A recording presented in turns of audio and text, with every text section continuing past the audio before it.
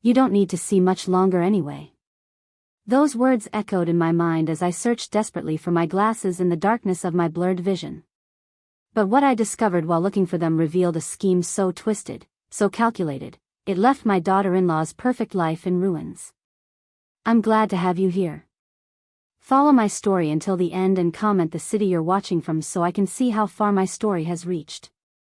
At 70 years old, I thought I'd experienced every kind of cruelty this world could offer.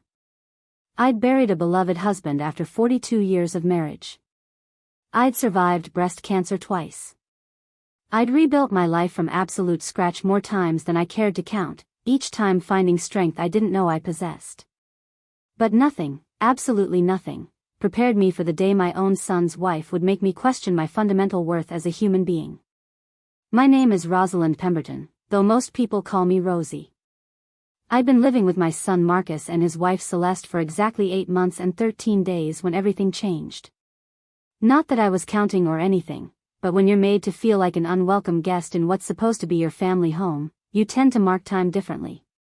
The living arrangement had started last January, after a nasty fall on black ice outside my townhouse in Maplewood sent me to the hospital with a shattered hip and a concussion that kept me confused for weeks.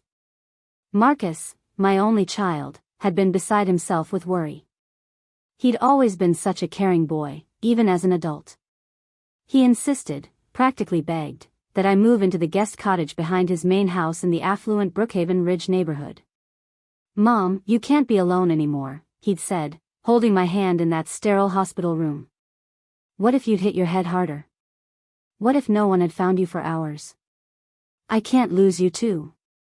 The "two" referred to his father, my Harold, who'd passed 4 years earlier from a sudden heart attack. Marcus had taken it hard, becoming even more protective of me afterward. So when he painted a picture of the charming cottage behind his property, my own space, my own independence, but family nearby if I needed help, it had seemed like a blessing. The cottage was lovely, I had to admit. A small 2-bedroom structure with its own kitchen, bathroom, and a cozy living room with a fireplace. It was decorated in soft blues and creams, with large windows that let in beautiful morning light. Marcus and Celeste had furnished it before I arrived, and I'd brought my most precious belongings, Harold's grandfather clock, my collection of mystery novels, family photographs spanning generations, and my mother's antique writing desk where I'd spent countless hours working during my career. I'd been a forensic accountant for 40 years, working primarily with the district attorney's office to uncover financial fraud, embezzlement, and white-collar crimes. I'd helped send more than a dozen corrupt executives to prison, untangled Ponzi schemes that had destroyed hundreds of lives, and traced money through labyrinthine corporate structures that most people couldn't even begin to understand. Numbers had always made sense to me in a way that words sometimes didn't. They told stories, revealed truths, exposed lies. But that was my old life. After Harold died, I'd thrown myself into volunteering, taking watercolor classes, joining a book club. I was trying to build a new identity that wasn't defined by work or by being someone's wife. It had been going well, actually, until that patch of ice changed everything. Celeste had seemed pleasant enough when Marcus first brought her home 3 years ago. She was 35, 17 years younger than Marcus, with the kind of polished appearance that suggested she'd never had a hair out of place in her entire life. Everything about her was carefully curated, her honey blonde hair always in a perfect French twist, her clothes exclusively designer labels, her nails always freshly manicured in subtle nude tones. She worked in pharmaceutical sales for a company called MedTech Solutions, or at least that's what she told everyone. She claimed to come from old money back in Connecticut, from a family whose name appeared on hospital wings and museum plaques. Marcus was completely smitten. He'd been single for so long after his divorce 8 years earlier, throwing himself into building his architectural firm instead of dating. When Celeste walked into a charity gala where Marcus was being honored for his work on affordable housing projects, he'd been dazzled. She was beautiful, sophisticated, and she'd made him feel seen in a way he hadn't felt in years. I'd had reservations from the beginning, though I'd kept them mostly to myself. There was something about Celeste that didn't quite add up. The way her stories about her family never included specific details. The way she'd change the subject whenever anyone asked about her parents or her childhood. The way her eyes would go cold when she thought no one was watching, only to snap back to warm and charming the moment someone looked her way. But Marcus loved her, and who was I to interfere? I'd smiled at their wedding, welcomed her into our family, and tried to build a relationship with my new daughter-in-law. For the first 2 years, we'd maintained a pleasant if somewhat distant connection. Sunday dinners every few weeks, polite conversation about Marcus's work and Celeste's supposed sales achievements, birthday cards exchanged on schedule. Everything changed when I moved into the cottage. The problems started so subtly I almost didn't notice them at first. Little comments that could be taken multiple ways. "Oh, Rosie, you're cooking." "How ethnic," Celeste had said the first time I'd made my mother's recipe for Polish pierogi, a family tradition I'd wanted to share. "Marcus and I are trying to eat cleaner these days. All those carbs and dairy, you know. Not great for aging bodies." Or when I'd offered to help plant flowers in the garden beds near the cottage.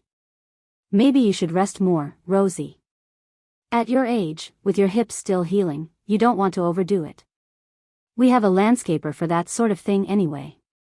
The comments about my age became more frequent.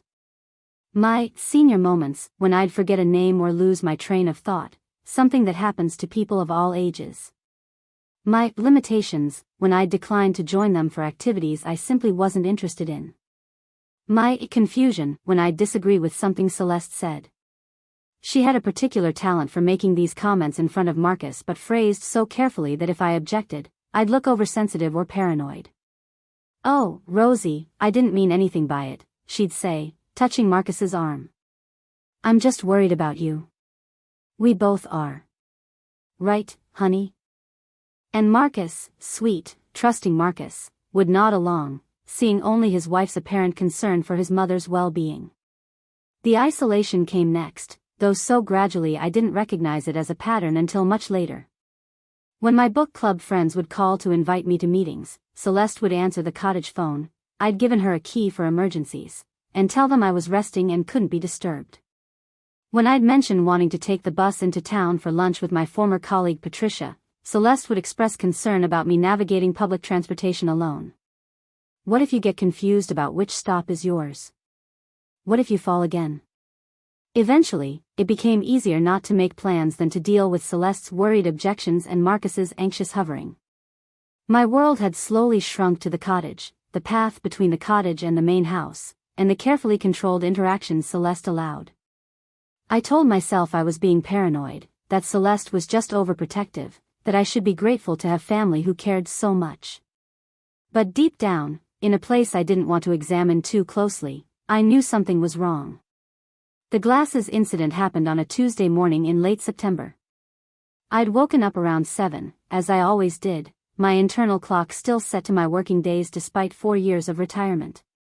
The autumn light was filtering through the cottage windows, painting everything in shades of gold and amber. It would have been beautiful if I could have seen it properly. I reached for my glasses on the nightstand where I always kept them. My vision without glasses was terrible. Everything beyond about 6 inches from my face was an indistinct blur of shapes and colors. I'd been severely nearsighted since childhood, and age had only made it worse.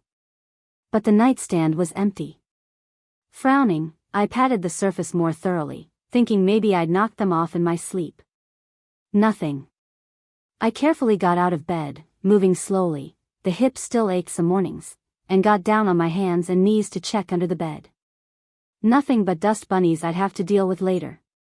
My heart rate picked up slightly. This wasn't like me. I was meticulous about my glasses precisely because I was so dependent on them.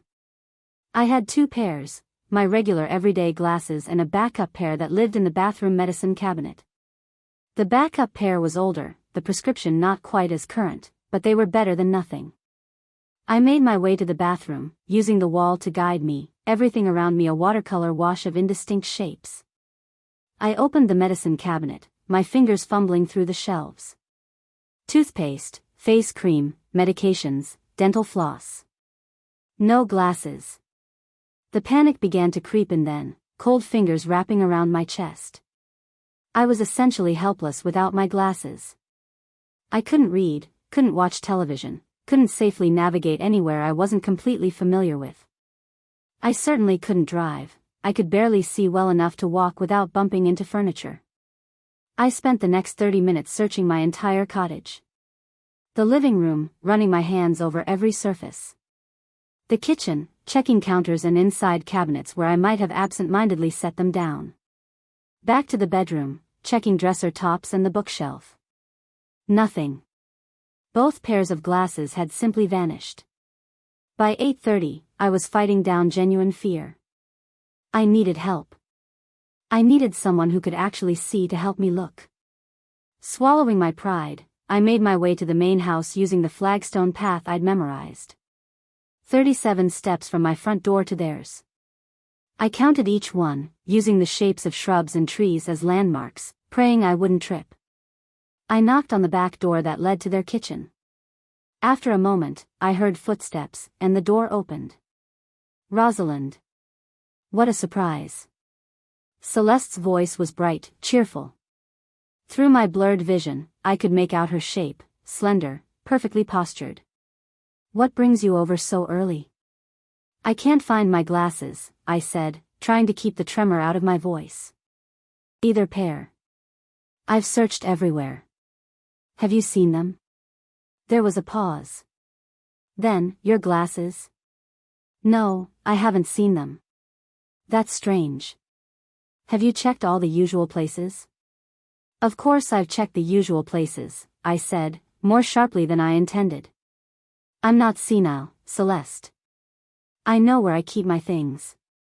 Well, I certainly didn't mean to suggest you were senile, Celeste said, and I could hear the slight edge beneath her pleasant tone. But at 70, Rosalind, memory issues aren't uncommon. Maybe you set them down somewhere unusual and forgot. The implication stung. I remember putting them on my nightstand last night before bed, like I do every single night. They were there when I fell asleep. This morning, they were gone. How odd. I felt Celeste's hand on my elbow, guiding me into the house. Well, come sit down. Let me help you look. I'm sure they'll turn up.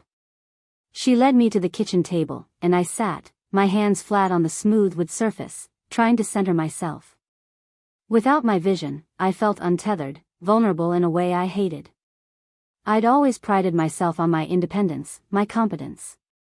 This helplessness made me feel like a burden, like everything Celeste's comments had been suggesting I was. I heard Celeste moving around the kitchen. Cabinet doors opening and closing. The clink of dishes. Now, let's think logically about this, she said. You're absolutely certain you had them last night? Yes. I was reading before bed. A mystery novel, The New Louise Penny. I read for about an hour, then put the book on my nightstand and my glasses right beside it, stems folded, lenses up. Same as I do every night. And you're sure you didn't get up in the night? Maybe went to get water and set them down somewhere? I didn't get up. I slept through until morning. The sound was thoughtful, but there was something else underneath it. Well, they must be somewhere. Things don't just grow legs and walk away, do they?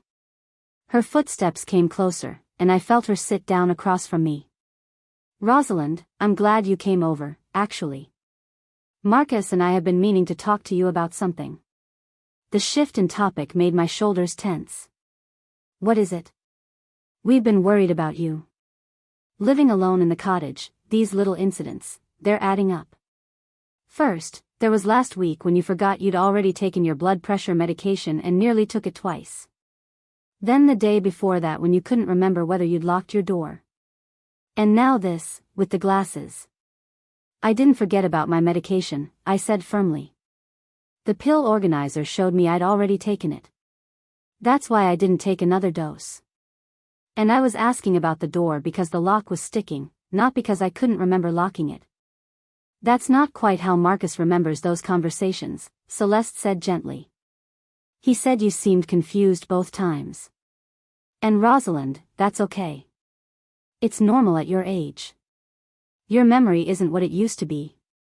Your vision is clearly declining. These are all signs that maybe the cottage isn't the best place for you anymore. My hands clenched on the table. What are you suggesting? Have you thought about assisted living? There are some wonderful facilities in the area. Beautiful places where you'd have your own apartment but with staff available 24/7. Medication management, activities, meals prepared for you. You'd have people your own age to socialize with, and Marcus and I wouldn't have to worry constantly about whether you're safe out there alone. The words hit me like a physical blow. She wanted to put me in a nursing home. Package me up and ship me off so I wouldn't be an inconvenience anymore. I don't need assisted living, I said, my voice shaking with anger and hurt. I need my glasses. I'm perfectly capable of caring for myself. Are you, though? Celeste's voice was still gentle, still concerned, which somehow made it worse. Because from where Marcus and I are sitting, we're seeing a lot of concerning signs. The confusion, the forgetfulness, now losing essential items like your glasses. What happens next time you fall? What if you leave the stove on? What if you wander outside at night and can't find your way back? I'm not some dementia patient wandering around confused, I snapped. I'm a woman who can't find her glasses. That's not a sign of cognitive decline. That's just what? Just a coincidence that these things keep happening? Celeste sighed. Rosalind, I know this is hard to hear. No one wants to admit they need help. But Marcus is beside himself with worry. He barely sleeps, constantly checking his phone to make sure you haven't called with an emergency. It's affecting his work, his health. Don't you think he deserves some peace of mind? The guilt landed exactly as she'd intended it to. Marcus, worrying about me. Marcus, losing sleep. Marcus, suffering because of my stubbornness. Where is Marcus? I asked. I want to talk to him about this. He's at a site visit in Riverside. That new community center project. He won't be back until late afternoon. But Rosalind, he and I have already discussed this at length. We're unified on this. It's time to start looking at options that will give everyone peace of mind, including you. Options. You mean warehousing me in some facility? I mean finding you a place where you'll be safe and cared for, Celeste corrected, and I could hear the steel beneath her pleasant tone now. A place where you won't have to worry about lost glasses or locked doors or taking the right medications at the right times. Where trained professionals can monitor your health and make sure nothing terrible happens. Nothing terrible is happening. I just need to find my glasses. And we'll keep looking for them, I promise. But this conversation needed to happen regardless. Marcus and I have already toured 3 facilities. There's one in particular, Meadowbrook Senior Living, that's absolutely lovely. Private rooms with full bathrooms, a beautiful dining hall, even a library. You'd love it. The fact that they'd already been looking at facilities without telling me, without including me in the decision, made my stomach turn. How long had they been planning this? How long had Celeste been working on Marcus, planting seeds of doubt about my competence, building a case for putting me away? I'm not going to a nursing home, I said firmly. I'm going back to my cottage, and I'm going to find my glasses, and that will be the end of this ridiculous conversation. I stood up, using the table for balance, trying to orient myself toward where I thought the door was. Rosalind, please don't be difficult about this, Celeste said, and now the pleasant mask was cracking. Her voice had an edge of impatience. We're trying to help you. Why are you making this so hard? Because I don't need this kind of help, I said. What I need is, I felt Celeste close to me suddenly, too close. Her breath was on my ear as she leaned in, her voice dropping to barely above a whisper. You know, Rosalind, you don't need to see much longer anyway. The words froze me in place. The casual cruelty of them. The implication. What did you say? I turned toward her, trying to see her face, but everything was just a blur of shapes and light. Her voice returned to normal volume, pleasant again. I said maybe you should rest those tired eyes. All this stress isn't good for you. Why don't you go back to the cottage and lie down? I'll keep looking for your glasses. I'm sure they'll turn up eventually. Her hand was on my arm, guiding me, practically pushing me, toward the door. I wanted to resist, to demand she repeat what she'd whispered, to confront her about the threat I was certain I'd heard. But without my vision, I was at such a disadvantage. I couldn't even see her expression to know if I'd heard correctly. She opened the door and ushered me outside.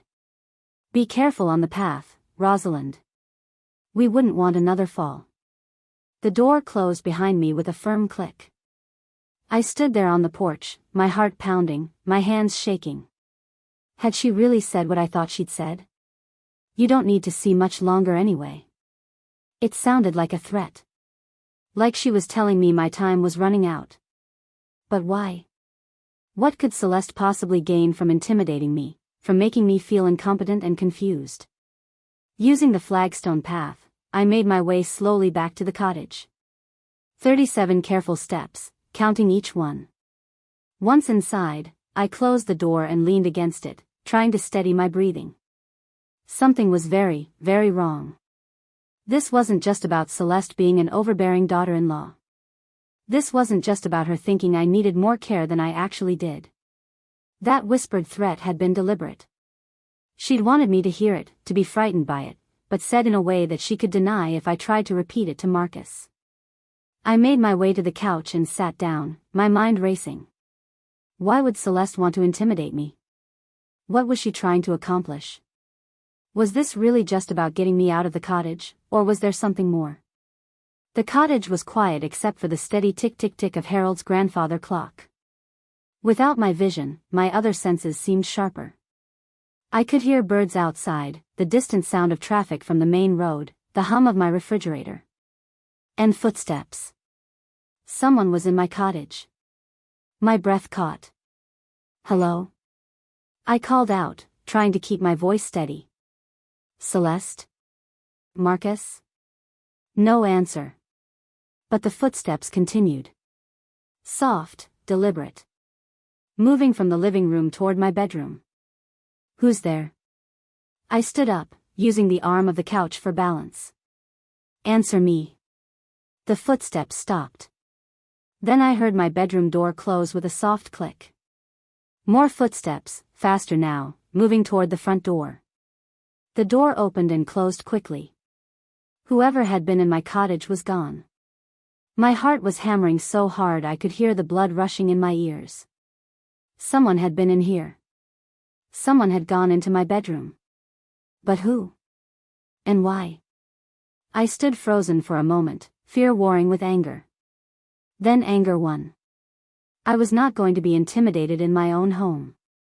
I was not going to be made to feel helpless and afraid. I made my way carefully to my bedroom, using the walls to guide me. The door was closed, which was strange. I never closed it during the day. I pushed it open and stepped inside. Is anyone here? I called out, though I was fairly certain I was alone now. Show yourself. Silence. I moved to the nightstand, the place where I'd searched so thoroughly just an hour ago. And there, right where I always kept them, were my glasses. Both pairs. My hands trembling, I picked up my everyday glasses and put them on. The world snapped back into sharp focus. My familiar bedroom. The quilted bedspread. The dresser with Harold's photo. The bookshelf. Everything looked exactly as it should.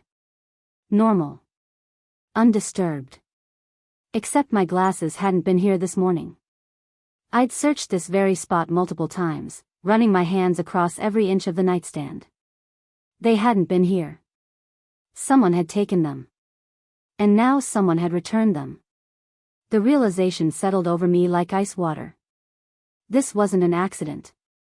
I wasn't losing my mind or having senior moments. Celeste, it had to be Celeste, had deliberately taken my glasses to make me seem confused and incompetent. And then she'd snuck into my cottage while I was disoriented and helpless to return them, making it look like I'd simply overlooked them. It was gaslighting. Textbook psychological manipulation designed to make me doubt my own perceptions and memories. But why would she go to such elaborate lengths? Just to convince Marcus I needed assisted living? That seemed extreme, even for someone as controlling as Celeste. Unless there was something else.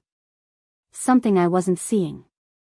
I sat on my bed, my mind working through the problem the way I used to work through cases at the DA's office.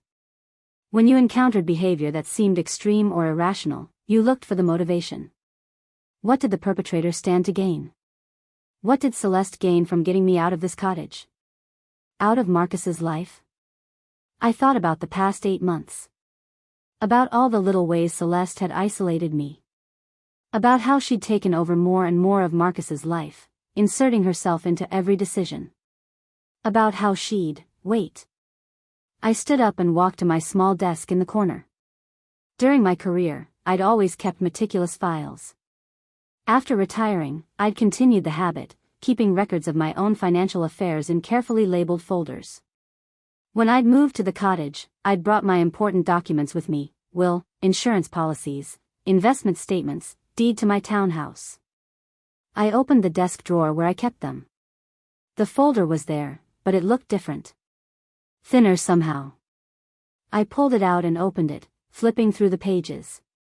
Several documents were missing. Not all of them, but specific ones. The most recent statements from my investment accounts. The paperwork from when I'd given Marcus power of attorney over my finances after my hip surgery. My blood ran cold. Celeste had been in my cottage before. Probably multiple times. And she'd been going through my personal documents. I sat down heavily in the desk chair, my mind racing. Why would she need my financial records? Marcus already had access to my accounts through the power of attorney. He could check my balances anytime he wanted. Unless Celeste was doing something Marcus didn't know about. With shaking hands, I opened my laptop. I hadn't checked my bank accounts in months. After giving Marcus power of attorney, I'd essentially handed over the management of my finances to him. He'd assured me everything was being handled, bills were being paid, investments were being monitored. I'd trusted him completely. Why wouldn't I? He was my son. But what if Celeste had access to everything Marcus had access to? What if she was using that access for purposes of her own? It took me a few minutes to remember my login credentials. I'd written them down in a small notebook I kept in the desk drawer, another old habit from my working days. Never trust your memory with passwords, even if you're sure you'll remember them. I logged into my primary checking account first. The balance looked roughly right, maybe a little lower than I'd expected, but nothing alarming. I clicked on the transaction history. Regular payments going out. Utilities for my townhouse, which I was still renting out. Property management fees. Insurance premiums. All normal.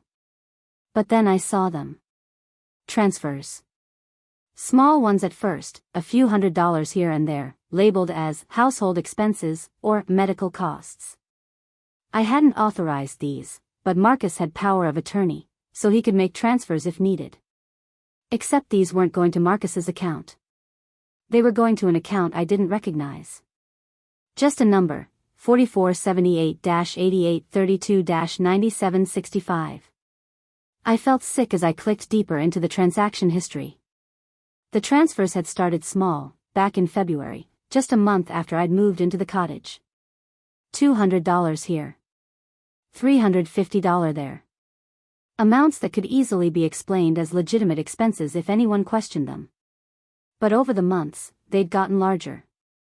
$800. $1,200. $2,500. And in the past 2 months, they'd skyrocketed. $5,000. $8,000. $12,000. I opened my savings account. More transfers to that same mysterious account. Larger amounts this time. $15,000. $20,000. $25,000. My hands were shaking so badly I could barely click the mouse. I opened my investment accounts next. The retirement accounts Harold and I had built so carefully over decades of work. The nest egg that was supposed to see me through my old age, keep me comfortable and independent. More transfers. Liquidations of stocks and bonds, the money moved into checking and then immediately transferred out to that numbered account. I did quick mental math, though my mind felt sluggish with shock. Roughly $180,000 had been taken from my accounts over the past 8 months. Nearly $200,000 stolen from me. Systematically. Carefully. In amounts calculated not to trigger automatic fraud alerts but substantial enough to gut my financial security. Someone was robbing me blind. And given that only Marcus had legitimate access to my accounts, and given Celeste's behavior, her gaslighting, her desperation to get me out of the cottage and into assisted living where I'd have even less control over my own affairs, it had to be Celeste. She was using Marcus's access to steal my money. And she needed me gone, confused, declared incompetent, so that I wouldn't notice what she was doing until it was too late. The glasses incident hadn't been random cruelty. It had been a calculated move in a larger plan to steal my life savings while convincing everyone, including Marcus, that I was too mentally declined to be believed if I accused her. I sat frozen at my desk, staring at the numbers on my laptop screen until they began to blur together. Nearly $200,000. Gone. Transferred systematically over 8 months to an account I'd never authorized, never even heard of until 5 minutes ago. My first instinct was to call Marcus immediately. To tell him what I discovered, to ask him if he knew anything about these transfers. But something stopped me, some deep survival instinct honed over 4 decades of investigating financial crimes. If Marcus didn't know about the theft, and I desperately wanted to believe he didn't, then alerting Celeste that I discovered her scheme would be dangerous. She'd already shown she was willing to gaslight me, to manipulate my environment, to make me doubt my own sanity. What else might she be capable of if she felt cornered? And if Marcus did know? No. I couldn't let myself think that way. Not yet. My son wouldn't steal from me. He just wouldn't. But I needed evidence before I made accusations that could destroy our relationship forever. I took a deep breath, forcing my racing thoughts into the methodical patterns I'd relied on throughout my career. When building a case, you didn't jump to conclusions. You gathered evidence. You documented everything. You built an ironclad chain of proof that couldn't be dismissed or explained away. I opened a new document on my laptop and began typing. Date, time, what I discovered.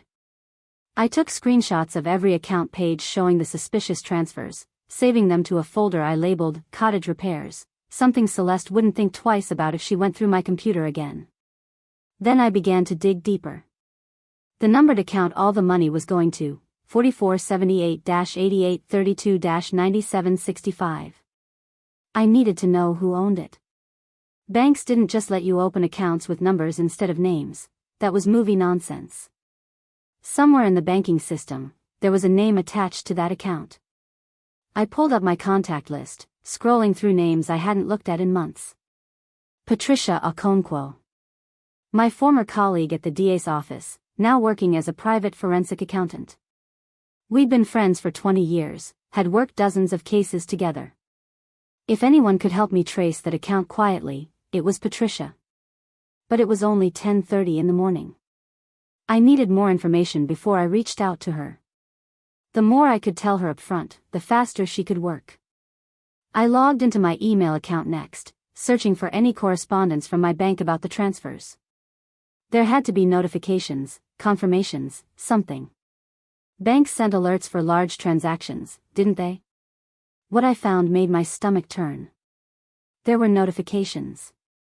Dozens of them. But they weren't in my inbox.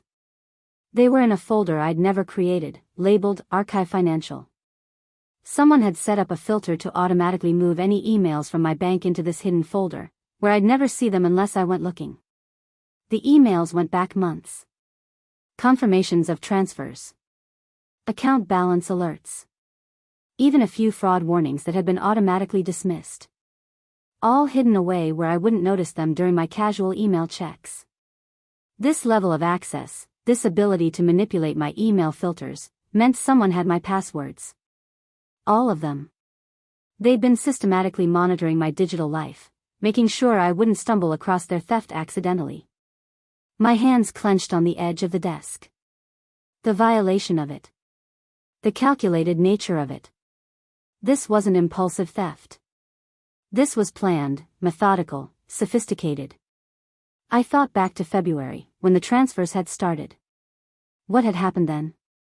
I'd been recovering from hip surgery, still on pain medications that made me foggy. Marcus had been helping me with everything: bills, emails, appointments. He'd used my computer regularly to handle my affairs while I was incapacitated. And Celeste had been there too. Always helpful, always offering to assist Marcus. She could have easily watched him enter passwords, or suggested she help with the computer work to lighten his load. The thought made me feel sick, but I forced myself to follow the logic. If Celeste had gained access to my accounts in February, why wait until now to accelerate the theft? The early transfers were small, cautious. The recent ones were bold, aggressive, like she was in a hurry suddenly. What had changed? I stood up and walked to my bedroom, thinking. The glasses incident had happened this morning. Before that, what? I tried to remember the past few weeks, any changes in Celeste's behavior or the household dynamics. Then it hit me. 3 weeks ago, Marcus had mentioned something about a big project. A commercial development deal in Riverside that would be the largest contract his architectural firm had ever landed. He'd been excited, talking about how it would finally put his company on the map, secure their financial future. He'd also mentioned that the project required a significant capital investment up front. Design costs, engineering consultants, environmental studies. It's a lot of money to put at risk, he'd said over Sunday dinner. But if we land this contract, it'll be worth millions. I'd asked how much capital he needed. He'd been vague. We're working on securing financing. Celeste has some connections in investment banking that might help. At the time, I'd been pleased that Celeste was supporting his business ambitions. Now, I wondered if those connections were just a cover story for where she was planning to get the money. My money. I pulled out my phone and did a quick internet search for Marcus's firm, Pemberton Architecture and Design. His website showed several current projects, but nothing about the Riverside development. I tried searching local news sites, business journals, anything that might mention this supposedly major contract. Nothing. I searched Riverside commercial development new contracts and found several projects, but none that matched what Marcus had described. Either the deal was too new to be public yet, or it didn't exist. What if Celeste had invented the story about the Riverside project to explain why they needed money? What if she'd been manipulating Marcus too, feeding him false information to cover her tracks? My phone buzzed, making me jump. A text message from Marcus. Hey Mom, hope you're feeling okay today. Celeste mentioned you lost your glasses this morning. She said she helped you look but no luck. Want me to take you to the optometrist later this week to get new ones made? I stared at the message, my mind racing. Celeste had told him I'd lost my glasses, but not that they'd been found. She was maintaining the narrative that I was confused, forgetful, losing track of my belongings. I typed back carefully, found them. They were right on my nightstand where I left them. Must have overlooked them in my search. Thanks though. His response came quickly, that's great. But Mom, Celeste said she helped you search the whole cottage including the nightstand. You sure they were there the whole time?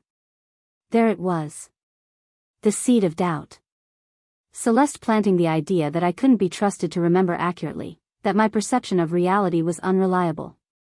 I took a screenshot of the text exchange before responding, very sure. They were right where I always keep them. Maybe Celeste and I were looking past each other. Easy to do when you're focused on finding something, smiley face. I added the emoji to keep the tone light, unthreatening. I needed Marcus to think everything was fine while I built my case. Okay, good. Love you Mom. See you for dinner Sunday. Wouldn't miss it. Love you too. I set the phone down and returned to my laptop. Time to document everything systematically. I created a new encrypted folder, something I'd learned to do during my years investigating digital financial crimes, and began organizing my evidence. Category 1, Financial theft screenshots of all suspicious transfers, bank statements showing the pattern, email notifications that had been hidden, calculation of total amount stolen, $187,450 as of today's date. Category 2. Gaslighting and manipulation, documentation of the glasses incident, screenshot of Marcus's text showing Celeste's version of events, notes on previous incidents, medication, door lock, etc. Pattern of isolation from friends and activities. Category 3. Access and opportunity timeline showing when power of attorney was granted, Marcus's legitimate access versus suspicious account activity, Celeste's presence during recovery period, missing financial documents from desk. Category 4. Motive and urgency, recent acceleration of theft amounts, talk of Riverside Development Project push for assisted living placement, threatening statement, "You don't need to see much longer anyway, I worked for 3 hours straight, building my documentation." My forensic accounting brain was fully engaged now, the skills I'd honed over decades coming back like muscle memory. I knew how to build a case. I knew how to make evidence bulletproof. By 2 p.m., I had a comprehensive file that would make any prosecutor proud. But I still needed key information: who owned account 4478-8832-9765, and whether the Riverside Development Project actually existed. I picked up my phone and dialed Patricia. "Rosie?" Her warm voice was exactly what I needed to hear. "Oh my God, it's been months. How are you?" "I've been better, Pat. I need your help with something. Something confidential." There was a pause, and when she spoke again, her tone had shifted to the focused professionalism I remembered from our working days. "What kind of help?" "The kind we used to provide to fraud victims. Except this time, I'm the victim." Another pause. "Tell me everything." I did. I laid out the whole situation, the living arrangement, Celeste's behavior, the missing glasses, and most importantly, the financial theft. Patricia listened without interrupting, and I could almost hear her mind working through the problem. $187,000, she said when I finished. That's felony theft. Potentially elder abuse charges too, depending on how it was accomplished. And you said the power of attorney is in Marcus's name? Yes. But Pat, I don't think Marcus knows about this. I think Celeste has been using his access without his knowledge. Maybe. Or maybe he's being willfully blind because he benefits from it too. I'm not saying that's what's happening, Rosie, but in my experience, when there's money involved, you can't assume anything about anyone.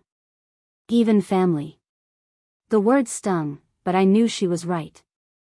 I couldn't let my love for Marcus blind me to uncomfortable possibilities. "What do you need from me?" Patricia asked. "That numbered account, 4478-8832-9765. Can you find out who owns it?" "I can try. Give me a few hours. I still have contacts at most of the major banks." "What else?" Marcus mentioned a commercial development project in Riverside. "Big contract, needs significant upfront capital. I can't find any public record of it. Can you dig around in business filings, see if Pemberton Architecture has any major contracts pending?" "On it." "Rosie, are you safe? If this woman is stealing nearly $200,000 from you and gaslighting you to cover it up, she might be dangerous if she realizes you're onto her." "I'm being careful. I haven't confronted anyone yet. I'm just gathering evidence." "Good. Keep it that way. And Rosie? Don't eat or drink anything she gives you. Don't leave your medications where she can access them. I know that sounds paranoid, but people do desperate things when they're about to be exposed." After we hung up, Patricia's warning echoed in my mind. Don't eat or drink anything she gives you. Was I really in physical danger? The thought seemed extreme, but then again, I'd thought the glasses incident was extreme until I discovered the financial theft underneath it. I went to my medicine cabinet and gathered all my prescriptions, blood pressure medication, thyroid pills, the pain medication I still took occasionally for my hip. I put them in a small bag and hid them in the back of my closet, behind a box of old photographs. Then I refilled the bottles with over-the-counter vitamins that looked similar. If someone tampered with my medications, they'd be tampering with harmless supplements, not drugs that could actually hurt me. The paranoia made me feel foolish, but better paranoid than sorry. I spent the afternoon going through every document in my desk, photographing anything that seemed relevant. I found something interesting in my file of household bills, several invoices from a medical supply company for equipment I'd never ordered. A wheelchair ramp. A hospital bed. A medical alert system. The invoices were addressed to this cottage, but I'd never received the actual equipment. Yet the bills showed they'd been paid, from my checking account, of course. More manufactured evidence of my declining health and need for medical assistance. If anyone ever questioned Celeste's push to get me into assisted living, she could point to these purchases as proof I'd needed extensive medical equipment. The level of planning was chilling. My phone rang at 4:30. Patricia. I've got preliminary information, she said without preamble. Account 4478-8832-9765 is registered to a limited liability company called Riverside Development Holdings, LLC. Formed in Delaware 6 months ago. Delaware, as you know, doesn't require public disclosure of LLC ownership. Can you find out who's behind it? I'm working on it, but Delaware LLCs are specifically designed to hide ownership. It'll take time. However, I can tell you that the LLC's registered agent is a law firm called Whitmore and Associates. Whitmore, I repeated. That's unusual. I thought so too. I did some digging. Whitmore and Associates is a small firm specializing in estate planning and asset protection. One of their senior partners is a woman named Sylvia Whitmore. And Sylvia Whitmore has a daughter. Celeste Whitmore Morrison. The world tilted. I sat down heavily in my chair. Pat, are you telling me? I'm telling you that your daughter-in-law's mother is the registered agent for the LLC that's been receiving your stolen money. Now, that could be coincidental. Maybe Celeste uses her mother's firm for legitimate legal work. But Rosie, what are the odds? What about the Riverside Development project Marcus mentioned? There is no major commercial project in Riverside that involves Pemberton architecture. I checked business licenses, building permits, planning commission filings. Marcus's firm has one small project there, a renovation of an existing office building. Nothing that would require significant capital investment. I closed my eyes, the pieces falling into place. Celeste had invented the Riverside project to explain why they needed money. She'd created a fake LLC, probably with her mother's help, to receive the stolen funds. She'd been systematically stealing from me while gaslighting me into appearing incompetent, all while feeding Marcus false information to keep him unaware. There's more, Patricia said quietly. I pulled Celeste's employment records. She doesn't work for MedTech Solutions. That company exists, but they have no employee by her name and never have. What does she do? As far as I can tell, nothing. She has no verifiable employment history for the past 5 years. Before that, she worked briefly for her mother's law firm, but was let go after 2 years. No documented income since then. So she's been living off Marcus. And now off you too. Rosie, this woman is a professional con artist. She targeted Marcus specifically, a successful architect with a wealthy, aging mother. Everything about your situation was engineered from the start. I felt like I'd been punched in the gut. My son hadn't just married a thief. He'd been targeted by someone who'd planned this from their first meeting. Pat, I need more time to build the full case. Can you keep digging? Quietly. Of course. But Rosie, you need to decide what you're going to do with this information. Are you going to the police? Are you going to confront Marcus? Because once you start down either path, there's no going back. I know. I need to think. After we hung up, I sat at my desk as the afternoon light faded. I thought about Marcus, about how happy he'd been when he met Celeste. About their wedding, watching him smile like I hadn't seen since before his divorce. About how proud he'd been to introduce her to his colleagues, his friends. He'd been played. Manipulated by someone who'd seen him as nothing more than a mark, a stepping stone to his mother's money. The anger I felt wasn't just about the theft anymore. It was about what Celeste had done to my son. How she'd used his love, his trust, his desire for partnership and family. I thought about confronting her directly, watching her face when she realized I knew everything. But Patricia was right, that could be dangerous. If Celeste had gone this far, if she'd involved her mother in creating fake companies and falsifying documents, she wouldn't just admit defeat when confronted. No, I needed a different approach. I needed to expose her in a way that was public, undeniable, that protected both Marcus and me from whatever retaliation she might attempt. I needed to set a trap. And I knew exactly how to do it. My years in forensic accounting hadn't just taught me how to find fraud. They'd taught me how fraudsters think, how they operate, what makes them feel safe enough to get careless. Celeste thought I was a confused old woman, easily manipulated and dismissed. She thought she'd successfully isolated me, undermined my credibility, positioned herself as the concerned caretaker just trying to do what was best. She had no idea she was dealing with someone who'd spent 40 years catching people exactly like her. I opened my laptop and began drafting an email to Marcus. Carefully worded, casual in tone, but designed to accomplish very specific goals. Marcus, sweetie, I've been thinking about what Celeste mentioned, about maybe touring some assisted living facilities. I know I was resistant before, but maybe she's right. Maybe it would give us all peace of mind. Could we maybe look at that place she mentioned? Meadowbrook? I'd like to see what it's like before making any decisions.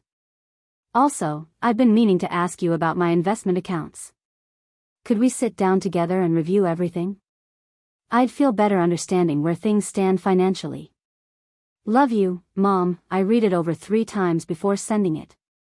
To Marcus, it would look like I was finally coming around to Celeste's suggestions. To Celeste, reading over his shoulder, which I was certain she did, it would look like the gaslighting had worked, like I was accepting my supposed cognitive decline. But what it really did was set up my next moves. The facility tour would get me access to Celeste's behavior in a semi-public setting where I could document it. The request to review finances would force her to either produce records she'd been falsifying or avoid the meeting. Either reaction would be telling. I hit send. Then I started preparing for what came next. Because Celeste had made one critical mistake in her entire scheme. She'd assumed that a 70-year-old woman was past her prime, too old to fight back, too confused to see clearly. She was about to learn exactly how wrong she was. I pulled out a notebook and began making lists. Every asset I owned, every account I had access to, every piece of evidence I'd need to prove the theft. I documented every instance of Celeste's gaslighting, every time she'd isolated me from friends or activities, every comment she'd made about my supposedly failing memory or health. And I started making calls. First, to my doctor. I scheduled a complete cognitive assessment. When this all came out, I'd need proof that my mental faculties were intact, that I wasn't the confused elderly woman Celeste had been painting me as. Second, to my attorney. Not Marcus's attorney, my own, someone from my working days who'd helped me with Harold's estate. I needed to revoke Marcus's power of attorney immediately and put proper safeguards in place. Third, to the bank. I scheduled an appointment for the next morning to review my accounts in person and put alerts on any future transfers. By the time the sun set, I had a plan. A comprehensive, methodical plan that would expose Celeste's theft while protecting Marcus from legal liability if he truly was unaware. And if he wasn't unaware? If he'd been complicit in stealing from his own mother? Well, I'd deal with that when I had to. But I was choosing to believe in my son until proven otherwise. My phone buzzed. A text from Marcus. That sounds great, Mom. I'm so glad you're open to looking at options. Celeste will be thrilled. How about we tour Meadowbrook on Thursday afternoon? And yes, we can absolutely review your finances.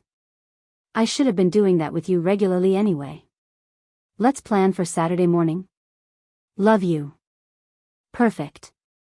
That gave me 3 days to gather the rest of my evidence and prepare for the confrontation. I texted back, Thursday and Saturday work perfectly.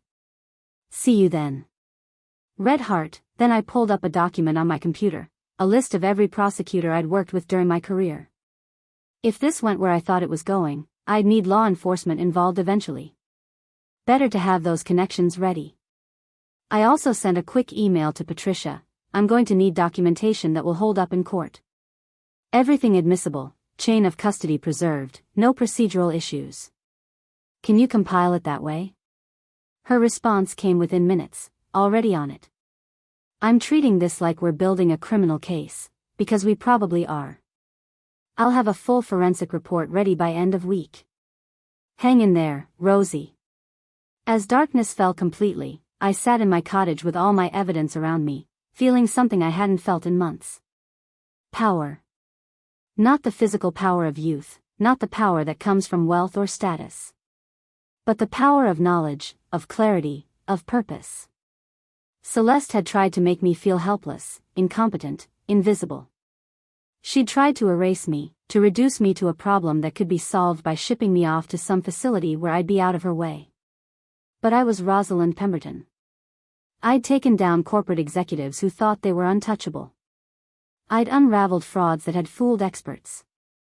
I'd spent 40 years proving that the truth always comes out if you're patient enough, thorough enough, determined enough to find it.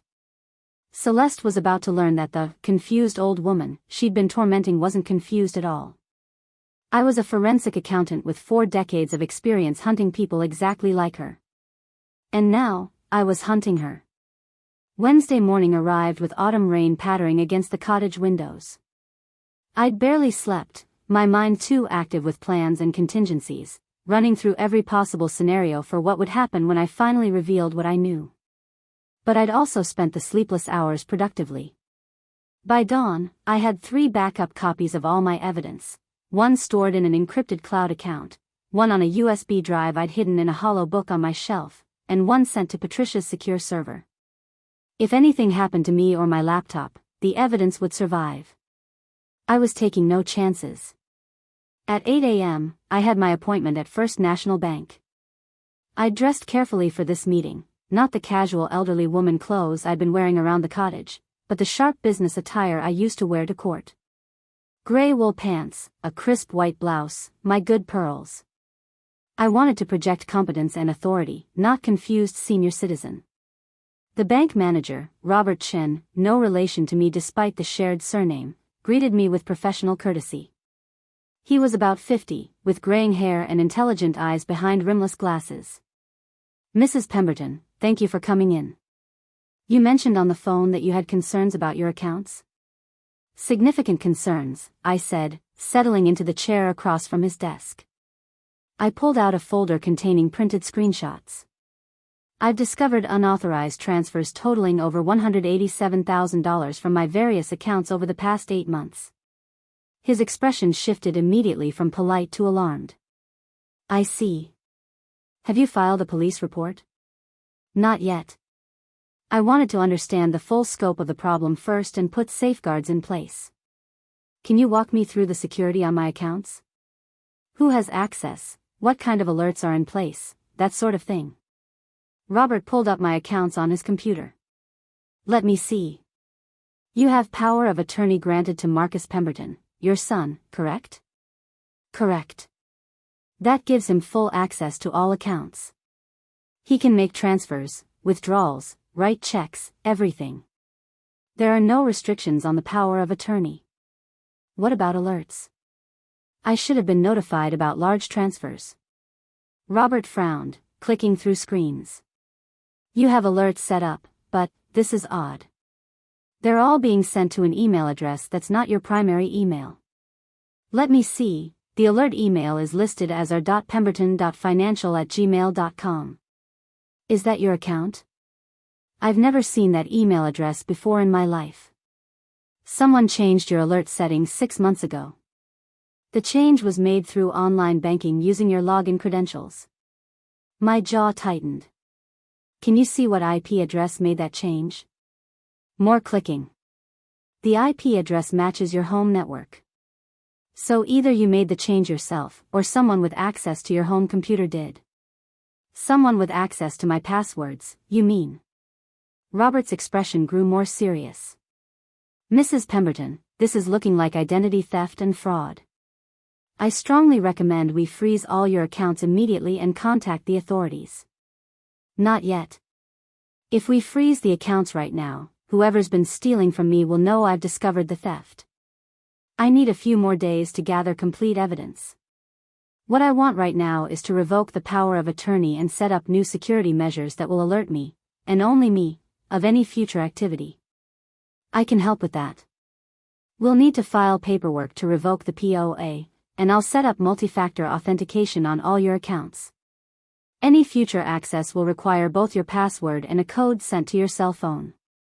Perfect. And Robert? I need detailed transaction records for every account. Everything going back 12 months. Can you prepare that for me? Absolutely. I'll have it ready by tomorrow. Mrs. Pemberton, can I ask, do you know who's behind this theft? I met his eyes steadily. I have strong suspicions. But I need to be absolutely certain before I make accusations. That's why I need a few more days. He nodded slowly. I understand. But please, be careful. People who steal this kind of money can be dangerous when they're cornered. It was the second time someone had warned me to be careful. I was beginning to take the warnings more seriously. After leaving the bank, I drove to my doctor's office for the cognitive assessment I'd scheduled. Dr. Sarah Michaels had been my physician for 15 years, a sharp woman in her mid-60s who didn't talk down to her older patients. Rosalind, I was surprised when you called asking for a cognitive evaluation, she said, reviewing my chart. You've never shown any signs of decline. What prompted this? I'd prepared my answer carefully. Family concerns. My daughter-in-law has been suggesting I might be having memory issues. I want objective documentation of my cognitive status. Dr. Michaels's expression tightened almost imperceptibly. I see. Well, let's run through the standard assessments. For the next 90 minutes, I completed a battery of tests. Memory recall, problem solving, spatial reasoning, language skills. I answered questions about current events, performed mental math, drew clock faces from memory, recited strings of numbers backwards. When we finished, Dr. Michaels reviewed the results with a slight smile. Rosalind, your cognitive function is excellent. Better than many people half your age, frankly. Your memory is sharp, your reasoning is clear, and you show no signs whatsoever of dementia, confusion, or cognitive decline. Relief flooded through me. You'll document that? Absolutely. I'll prepare a formal medical opinion stating that you have full cognitive capacity and are entirely competent to manage your own affairs. Is there a specific reason you need this documentation? I hesitated, then decided honesty was best. I may need it for legal proceedings. I can't say more than that right now. Her expression grew concerned. Rosalind, if someone is trying to have you declared incompetent when you're clearly not, that's a form of elder abuse. If you need help, I'm handling it, I said firmly. But thank you. The documentation will be crucial. As I left the medical building, I felt another piece of my case falling into place. Celeste had been building a narrative of my incompetence. I was systematically dismantling it with objective proof. Next stop, my attorney's office. James Morrison, another unfortunate surname coincidence, had helped Harold and me with estate planning for 20 years. He was in his 70s now, semi-retired but still taking on select clients. He'd been devastated when Harold passed and had stayed in touch, checking on me periodically. His office was in a historic building downtown, all dark wood and leather furniture. James himself looked like an aging professor, white hair, wire-rimmed glasses, cardigan sweater despite it being his office. Rosalind, he said warmly, embracing me. It's so good to see you. Your call sounded urgent. What's going on? I laid it out for him. Everything. The theft, the gaslighting, Celeste's manipulation, the fake LLC, all of it. James listened with growing concern, taking notes on a yellow legal pad. When I finished, he sat back in his chair. This is serious, Rosalind. Very serious. On multiple levels. I know. First, the power of attorney. We need to revoke it immediately and create a new one with much stronger restrictions. I'd recommend naming both Marcus and an independent third party, perhaps your friend Patricia, as co-attorneys.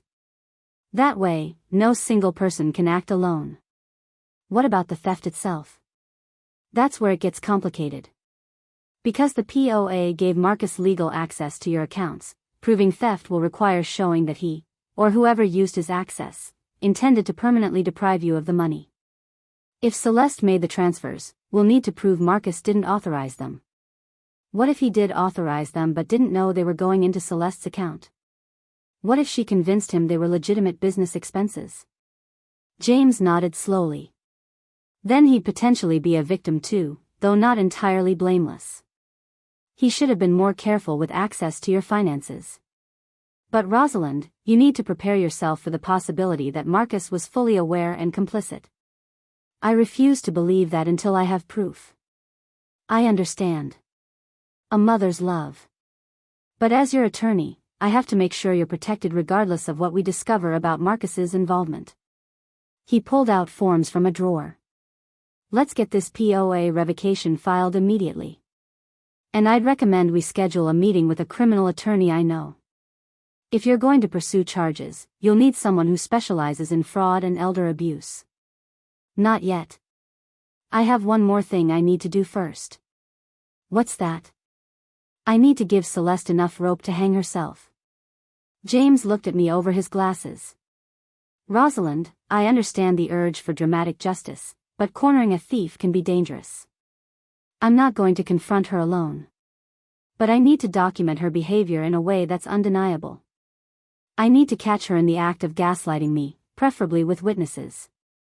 That's happening tomorrow. The facility tour Marcus mentioned? Exactly. Celeste thinks she's convinced me I need assisted living. She'll be confident, maybe even careless. I'll be recording everything. Recording without consent isn't admissible in court in this state. I know. But it'll help me understand her tactics. And James? I'm also going to ask Marcus directly about the Riverside Development Project.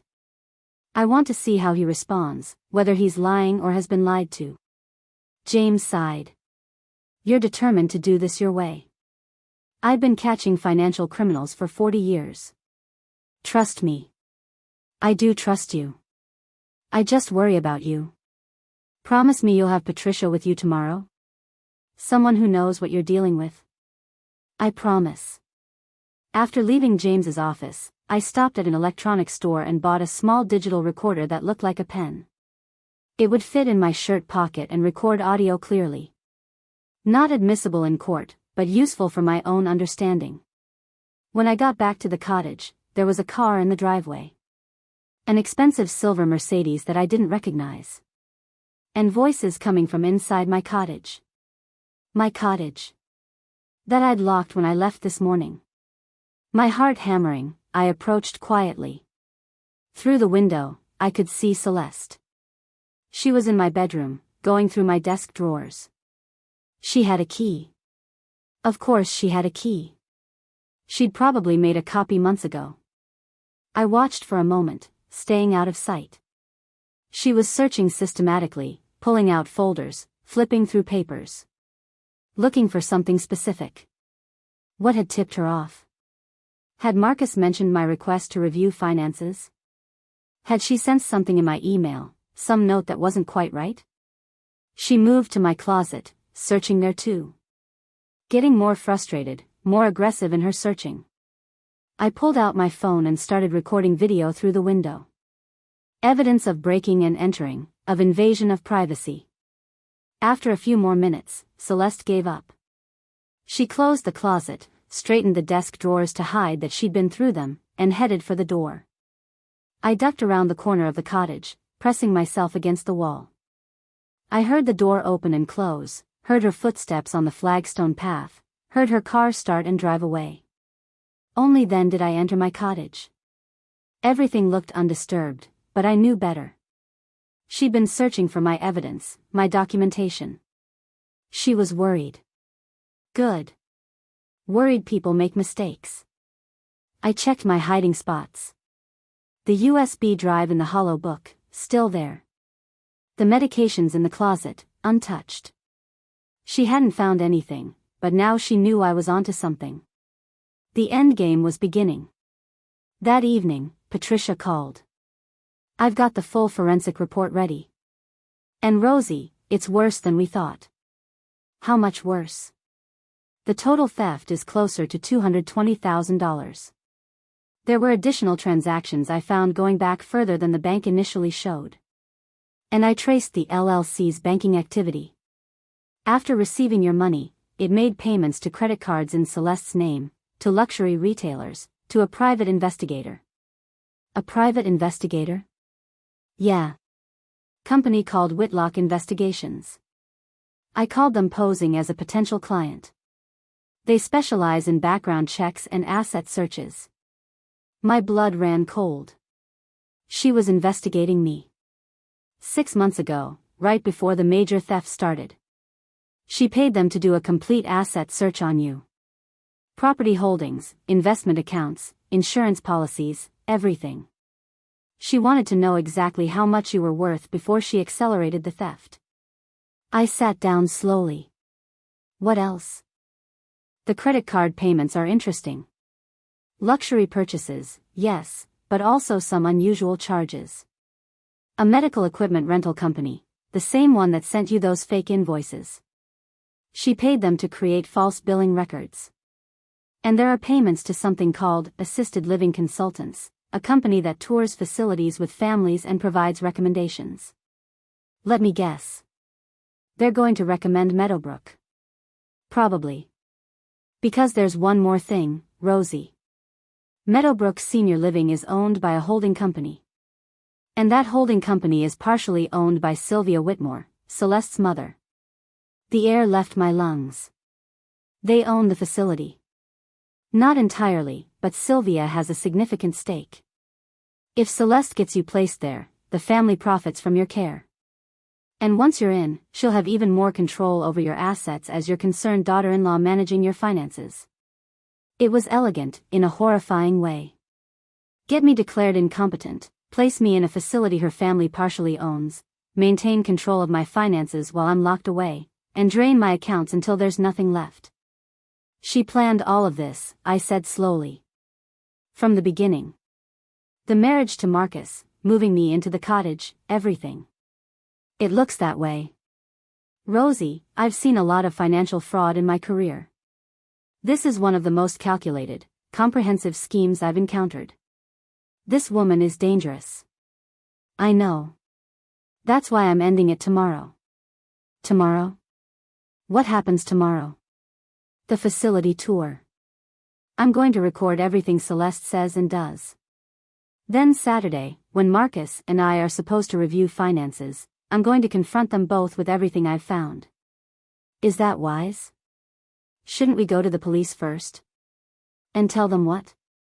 That my son's wife, who has legitimate access to my accounts through his power of attorney, made transfers that might have been authorized. We need more, Pat. We need her to incriminate herself. We need proof that Marcus didn't authorize the transfers, that Celeste acted alone. Or we need proof that they conspired together. The words hung in the air. The possibility I'd been avoiding. Either way, I said finally, tomorrow I'll know. One way or another, I'll have the truth. After we hung up, I sat in my cottage as darkness fell. Outside, I could see lights on in the main house. Marcus was probably in his home office, working on designs. Celeste was probably planning how to handle me during the facility tour, how to paint me as confused and in need of care. Neither of them knew I'd spent the day dismantling every piece of their plan. Revoking the power of attorney. Documenting my cognitive competence. Gathering evidence that would stand up in court. I thought about Marcus, about the little boy who used to help me in the garden, who would climb into my lap when he had nightmares, who'd held my hand at his father's funeral. Had that boy grown into a man who would steal from his own mother? Or had he been victimized by Celeste too, manipulated into believing her lies? Tomorrow would tell me. When I asked him directly about the Riverside project, about the transfers, about the LLC, his reaction would tell me everything I needed to know about his involvement. I wanted to believe in my son. But I was also a realist. Money changed people. Made them capable of things they'd never imagined. My phone buzzed. A text from Marcus: "Mom, looking forward to the Meadowbrook tour tomorrow. Celeste is so happy you're being open-minded about this. She really cares about you, you know. See you at 2 p.m. Love you." I stared at the message. She really cares about you. Either Marcus was the world's most gullible man, or he was complicit in his wife's gaslighting. I typed back, "See you tomorrow. We have a lot to talk about. Love you too." Then I prepared for tomorrow's performance. Because that's what it would be, a performance. I would play the confused, uncertain elderly woman that Celeste expected to see. I would ask the questions she wanted me to ask. I would show just enough resistance to seem realistic, but not so much that I'd derail her plan. And all the while, I'd be recording. Watching. Documenting every manipulation, every lie, every attempt to paint me as incompetent. I'd spent 40 years watching criminals perform for juries, for judges, for investigators. I knew how to spot the tells, the inconsistencies, the moments when someone's mask slipped. Tomorrow, I'd be watching Celeste with the trained eye of a forensic investigator. And when her mask slipped, and it would, I'd have it on record. I set out my clothes for tomorrow. Not the business attire from this morning, but something in between. Nice but casual. The kind of outfit an elderly woman might wear to an important appointment. I wanted to look like I'd made an effort, but not like I was suspicious or on guard. Then I tested the recorder pen, making sure it picked up audio clearly from my pocket. It worked perfectly. Everything was ready. I tried to sleep but couldn't. My mind kept circling back to the same questions. How much did Marcus know? Was he a victim or a co-conspirator? Would he believe me when I showed him the evidence, or would he choose his wife over his mother? And if he chose Celeste, if he'd been involved all along, could I really send my own son to prison? The question haunted me through the night. But by dawn, I had my answer. Yes. If Marcus had knowingly stolen from me, had knowingly let his wife gaslight and abuse me, then he'd made his choice. And I would make mine. Justice was justice, even when it broke your heart. Thursday arrived with clear skies. I dressed carefully, made myself breakfast, took my time getting ready. I wanted to arrive at the facility tour calm and composed, not rushed or anxious. At 1:45 p.m., I walked to the main house. Marcus answered the door with a warm smile. "Mom. You look nice. Ready for this?" "As ready as I'll ever be," I said, allowing a tremor of uncertainty into my voice. "I'm still not sure this is necessary, but I promised I'd look. That's all we're asking. Just look, keep an open mind." He put his arm around my shoulders. "Celeste is already in the car. She's excited to show you how nice these places can be." I bet she is, I thought. The drive to Meadowbrook Senior Living took 20 minutes. Marcus chatted about his work, about the weather, about everything except the real reason we were going. Celeste sat in the passenger seat, turning occasionally to smile at me with false warmth. "Rosalind, I really think you'll be impressed with this place," she said. "It's not like the old nursing homes you might be thinking of. It's a community. Active seniors doing activities together, having fun." "I'm sure it's very nice," I said quietly, playing my role. The facility was exactly what I'd expected. Modern building, well-landscaped grounds, cheerful staff at the front desk. The tour guide, a perky woman named Jennifer, greeted us with practiced enthusiasm. "The Pemberton family. Welcome to Meadowbrook. We're so excited to show you our community." The recorder pen in my pocket was running. I'd activated it before leaving the cottage. Jennifer led us through common areas decorated in soothing colors.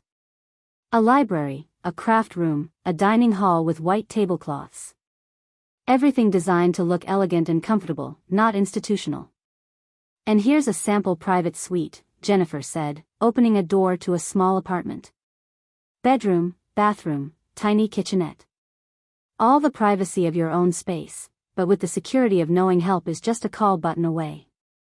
I looked around the room. It was nice enough, but it was small. Confining. A gilded cage. "What about bringing my own furniture?" I asked. "My husband's grandfather clock, my books, my desk?" Jennifer's smile tightened just slightly. "We encourage residents to bring personal items that make them feel at home.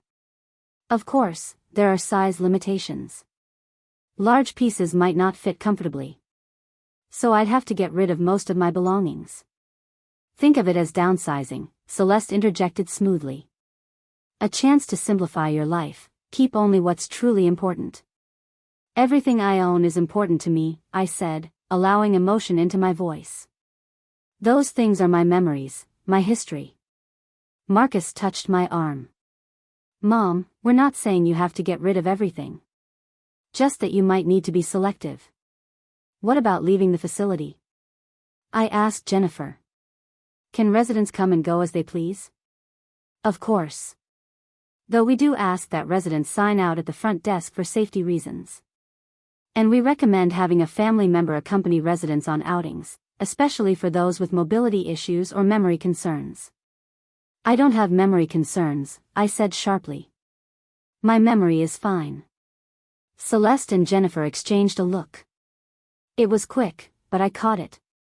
A look that said, "See, this is exactly the denial we were talking about." "Of course it is, Rosalind," Celeste said soothingly. "No one's saying you have memory problems. But at 70, with your history of falls, it's just safer to have someone with you. That's all." The gaslighting was happening in real time, and it was on record. "Let me show you our activities calendar," Jennifer said, clearly eager to move past the awkward moment. She led us to a bulletin board covered in flyers. "We have something for everyone. Book clubs, art classes, exercise programs, movie nights." I scanned the calendar. Everything scheduled, organized, controlled. Like being a child again, following someone else's routine. "What if I don't want to do group activities?" I asked. "What if I prefer to spend time alone, in my own space?" "That's certainly an option," Jennifer said. "Though we find that residents who participate in activities tend to be happier and healthier. The social connection is so important at this stage of life." She'd almost said, "at your age," but caught herself. I saw it. And the recorder caught it. We continued the tour. The dining hall, where residents ate meals at assigned times. The wellness center, which was really just a small room with a blood pressure cuff and a nurse's desk. The activity rooms, where residents could do puzzles and crafts under supervision. Every room, every feature, was designed to look like freedom while actually being control. A beautiful prison. After an hour, we returned to the front lobby. Jennifer pulled out a brochure packet. "So, what do you think? Can you see yourself being happy here?" I looked at Marcus, then at Celeste. Both watching me expectantly. Celeste's eyes had a gleam of triumph in them. She thought this was working. She thought I was going to agree. It's very nice," I said slowly. "But I'm not sure I'm ready for this. I'm still independent. I can take care of myself." "Mom," Marcus said gently, "after the fall, after the confusion with your glasses and medications." "What confusion?" I asked sharply. "I found my glasses right where I left them. And I've never been confused about medications." "Rosalind," Celeste interrupted, her voice taking on that patronizing sweetness I'd come to loathe, "denial is natural. No one wants to admit they need help. But think about how much stress you'll be relieving. No more worrying about bills or cooking or cleaning. Everything handled for you." "I don't want everything handled for me." I want my independence. Jennifer jumped in, clearly sensing the sale slipping away. Why don't you take the information packet home? Think about it, discuss it as a family. There's no rush to make a decision. But there was a rush. I could see it in Celeste's expression. She needed me to agree soon, needed me moved out of the cottage and into this facility where I'd have limited access to my own affairs. How much does this cost? I asked. The private suites start at $8,000 per month, Jennifer said. That includes all meals, activities, and basic care. Additional services like medication management or physical therapy are extra. I did quick math.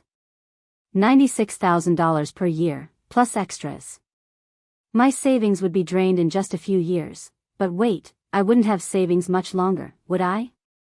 Celeste was already stealing them. Which meant Marcus would end up paying for my care. Or more likely, they'd convince me to sign over my assets, my house, my remaining investments, to cover costs. And then I'd be completely financially dependent, with no resources to fight back if I figured out what they'd done. It was a perfect trap. That's a lot of money, I said. Your health and safety are worth it, Celeste said firmly. And don't worry about the cost. Marcus and I will help however we can. With my own money, I thought bitterly. I need to think about this, I said. It's a big decision. Of course, Marcus said, though I could hear disappointment in his voice. Take your time, Mom. But as we walked to the car, Celeste linked her arm through mine. Possessive. Controlling. And she leaned close, speaking so only I could hear. You know, Rosalind, you're going to end up here eventually. One way or another. It would be so much easier if you just accepted it now. Less stressful for everyone, especially Marcus. The threat was clear. Agree to come willingly, or she'd find another way to make it happen. I said I need to think about it, I repeated, pulling my arm free.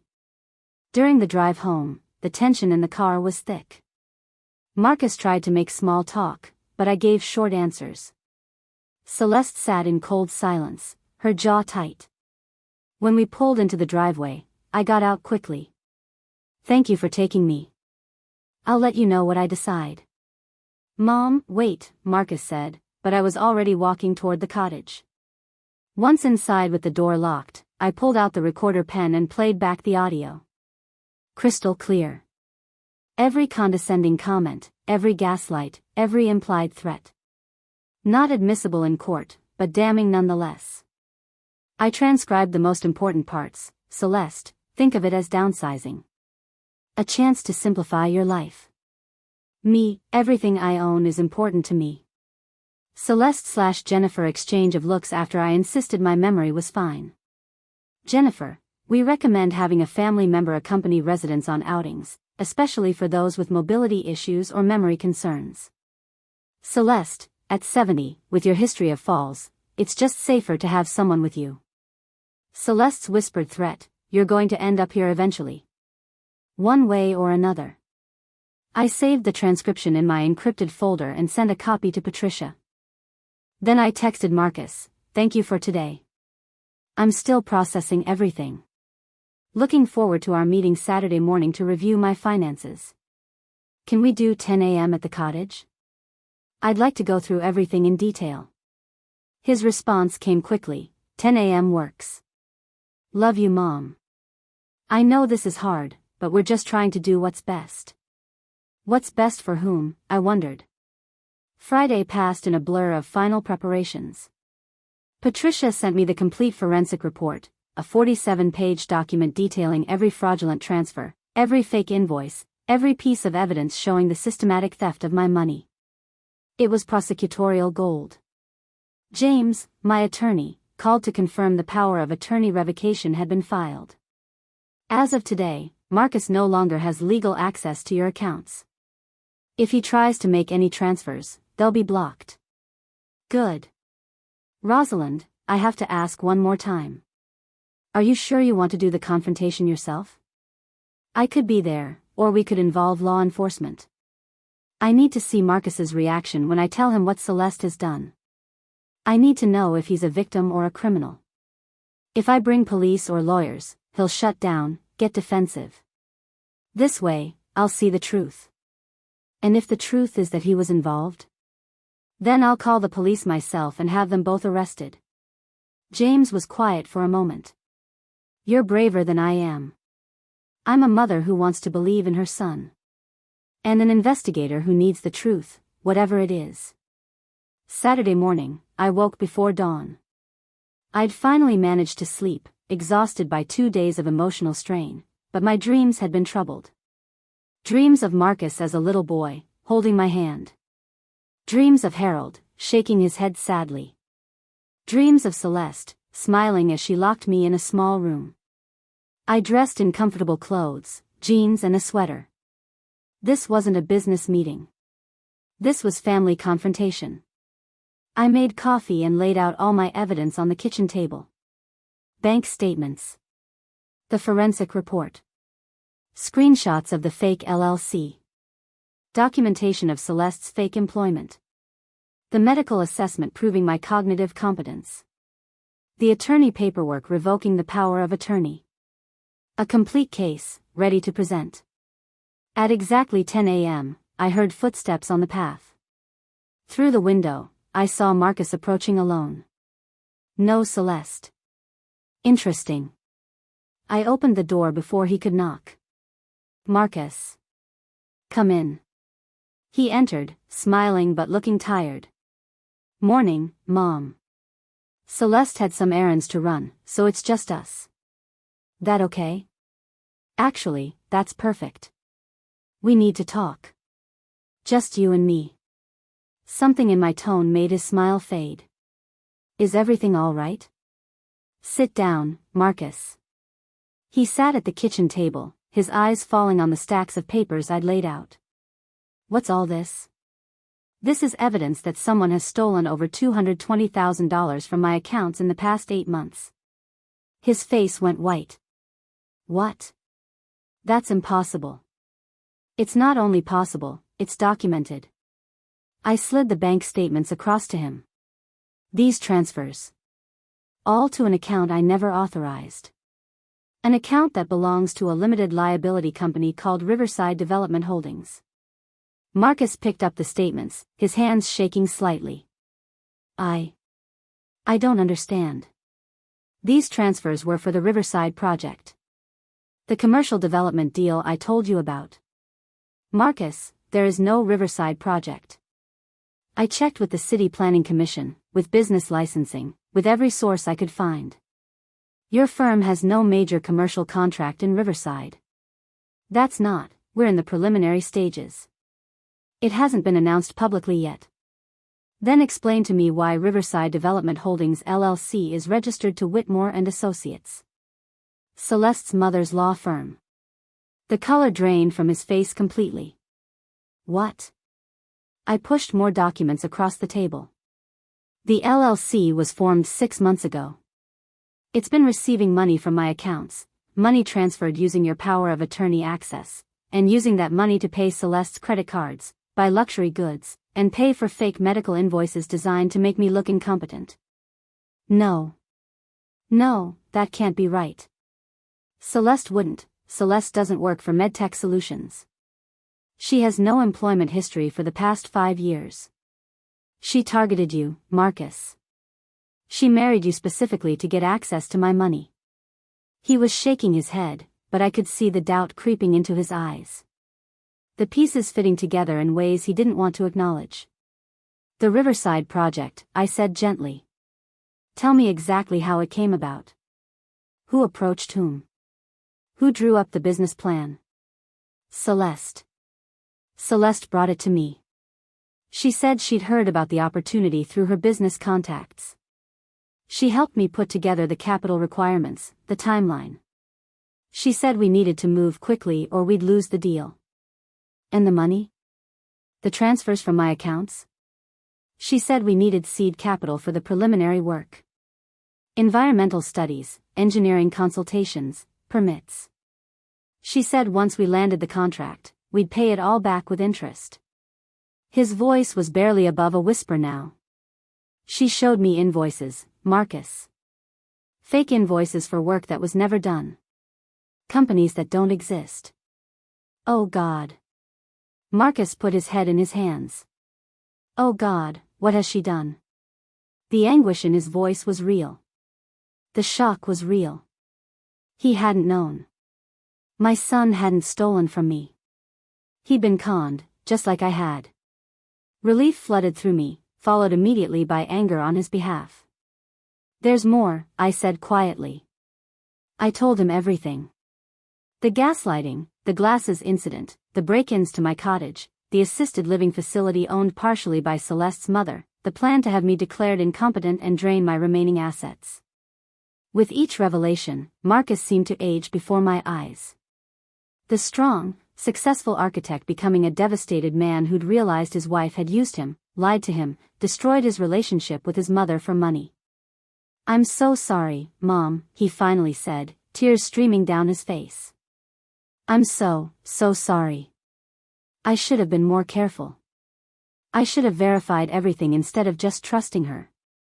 I let her hurt you. You didn't let her do anything. She's a professional con artist, Marcus. She fooled both of us. What do we do now? Now, I said, gathering the evidence into a folder, we call the police and press charges. Elder abuse, fraud, theft, identity theft, she'll face multiple felonies. And my marriage? Your marriage to a criminal is over, Marcus. I'm sorry, but that woman doesn't love you. She never did. You were a means to an end. He nodded slowly, accepting what he'd already known deep down. When? Now. We call the detective I worked with at the DA's office. We file charges. We get ahead of this before Celeste realizes she's been caught. What if she runs? She won't. She still thinks she's winning. She thinks I'm a confused old woman who'll be in assisted living soon, and you're a trusting husband who believes every lie she tells. She has no idea we're onto her. Marcus wiped his eyes and straightened his shoulders. I saw my father in him then, Harold's strength, his integrity coming through. Make the call. I pulled up my phone and dialed Detective Raymond Cooper. We'd worked together on dozens of fraud cases over the years. He answered on the second ring. Rosalind Pemberton. Been a while. What can I do for you? I need to report elder abuse and financial fraud. And Ray? I have a complete forensic accounting package ready for you. This is going to be the easiest arrest you've made all year. I'll be there in 30 minutes. While we waited, Marcus went through the evidence himself, reading every document, seeing the full scope of Celeste's betrayal laid out in black and white. I made coffee and gave him space to process. She was so convincing, he said finally. Every story, every explanation. She had answers for everything. And I wanted to believe her. I wanted to believe I'd found someone who loved me, who wanted to build a life with me. That's what con artists do, sweetie. They tell you what you want to hear. They become whoever you need them to be. How did you see through it when I couldn't? Because she made a mistake. She underestimated me.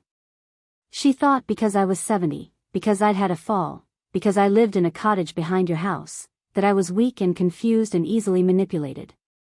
She didn't know who I was before retirement, what I was capable of. My mom, the forensic accountant, Marcus said with a watery smile. I'm glad you never lost those skills.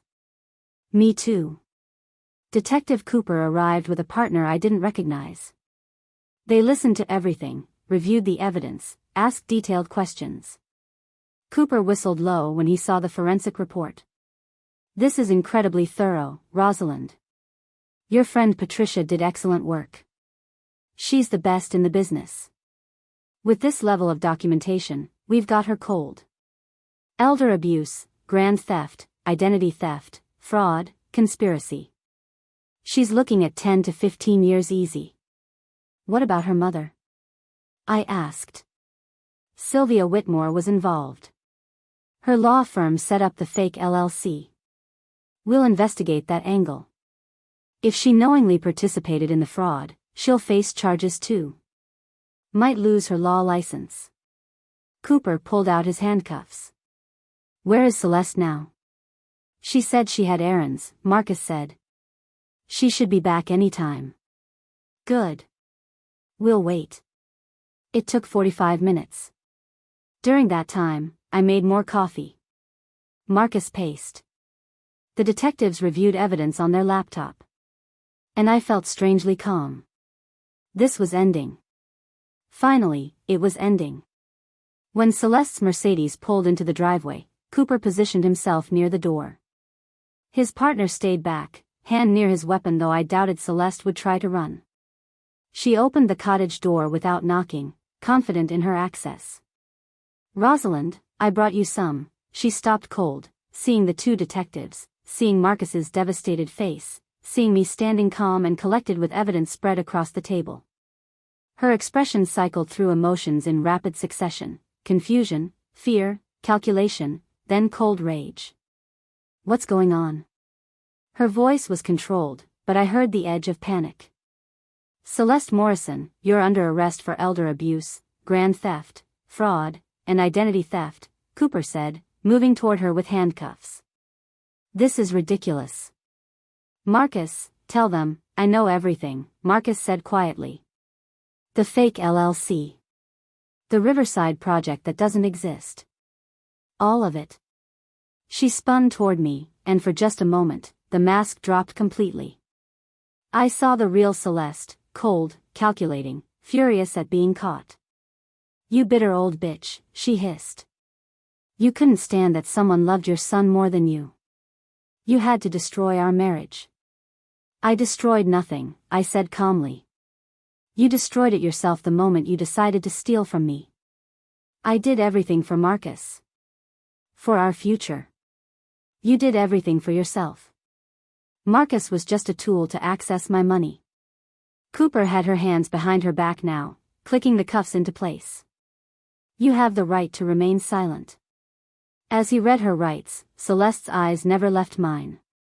She was still trying to intimidate me, to make me feel small and afraid. But I wasn't afraid anymore. I was free. They led her out to the patrol car.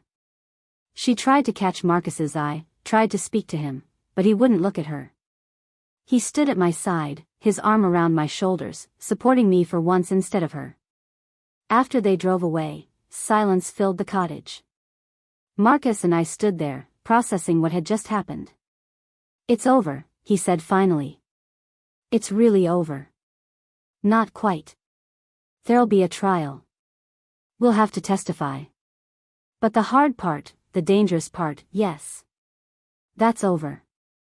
He turned to me, fresh tears in his eyes. Can you forgive me? For being so blind? For letting her hurt you?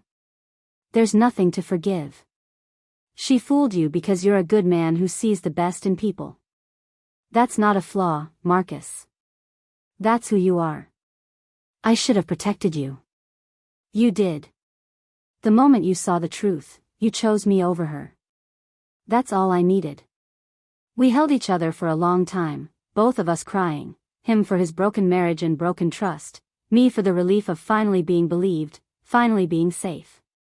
Eventually, we moved apart. What happens now? Marcus asked. Now we clean up the mess. Get the money back if we can. You file for divorce.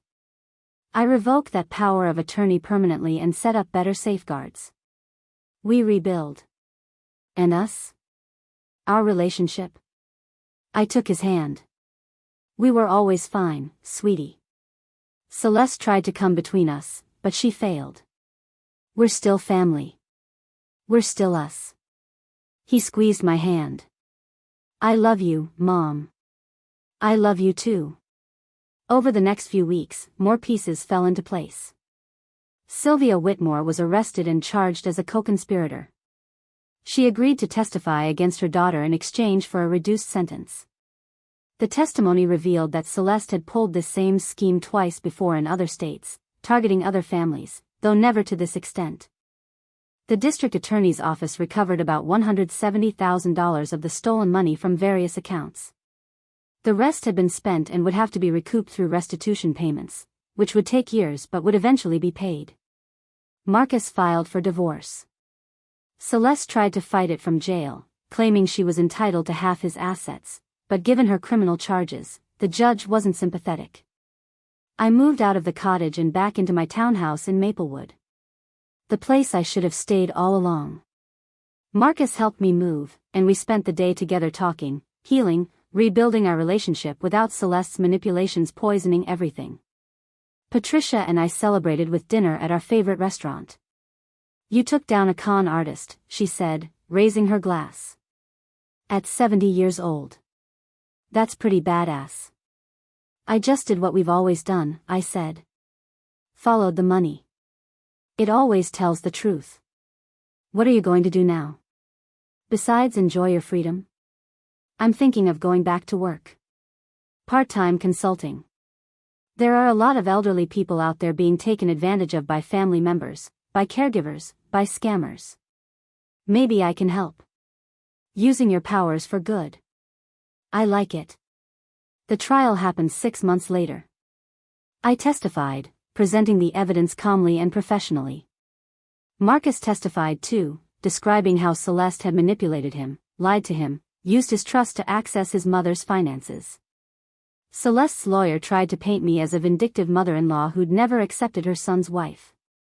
But the forensic evidence was overwhelming. The jury deliberated for less than 3 hours. Guilty on all counts. The judge sentenced her to 12 years in prison and ordered full restitution. Sylvia Whitmore got 5 years and was disbarred. When it was over, I walked out of the courthouse with Marcus beside me. The autumn air was crisp and clean, full of possibility. "It's finally over," Marcus said. "Yes," I agreed. "Now we can move forward." "I'm thinking of selling the house in Brookhaven Ridge," he said. "Too many bad memories. Maybe I'll find something smaller, simpler." "Good idea. Start fresh." We stopped at a cafe for coffee, sitting at an outdoor table watching people pass by. Normal life continuing around us. "Mom," Marcus said after a while, "what you did, building that case, catching her, staying strong through all her gaslighting, I don't think I've ever been more proud of you. I just refuse to be a victim. At 70, I've earned the right to live my life on my own terms, not to be shoved aside because someone decided I was too old to matter." "You matter so much," he said earnestly. "I'm sorry I ever made you doubt that." "You didn't. Celeste tried to, but she failed." "I know who I am, Marcus. I'm Rosalind Pemberton. I'm a mother, a widow, a retired forensic accountant, a survivor. I'm 70 years old and I'm not done yet. Not by a long shot." He smiled, the first real smile I'd seen from him in months. "No, you're definitely not done." We finished our coffee and walked to our cars. Before getting in, I looked back at the courthouse where justice had finally been served.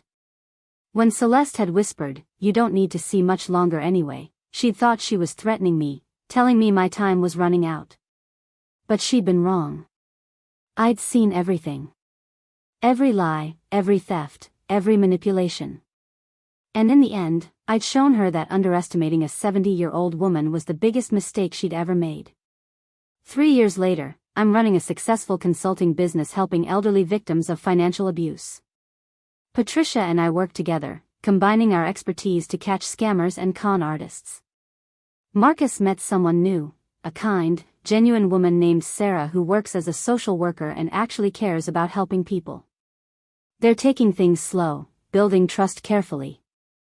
I'm still in my townhouse, still independent, still sharp. I take watercolor classes, volunteer at the library, and spend every Sunday with Marcus and Sarah. Celeste is still in prison. She'll be there for another 9 years. Sylvia was released after 3 years but lost everything: her law license, her reputation, her relationship with her daughter. As for me, I turned 73 last month. Marcus threw me a party. All my friends came, Patricia, James, Dr. Michaels, even Detective Cooper. Someone asked me what I'd learned from everything that happened. I thought about it for a moment, then smiled. I learned that age is just a number. That experience and intelligence don't diminish with time, they grow stronger. And I learned that the most dangerous thing anyone can do is underestimate a woman who knows her worth. Amen to that, Patricia said, raising her glass. We toasted to survival, to justice, to the truth that no matter how old you are, you deserve dignity, respect, and the right to live life on your own terms. And to the fact that sometimes, the glasses you can't find lead you to see everything.